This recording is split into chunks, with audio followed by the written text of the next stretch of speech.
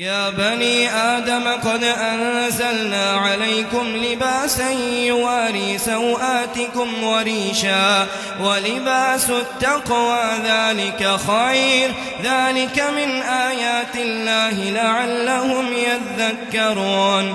يا بني آدم لا يفتننكم الشيطان كما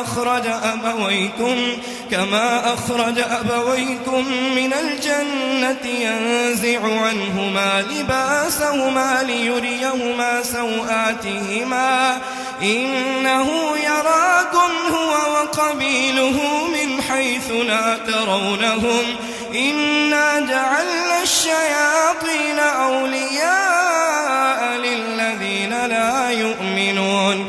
وإذا فعلوا فاحشة قالوا وجدنا عليها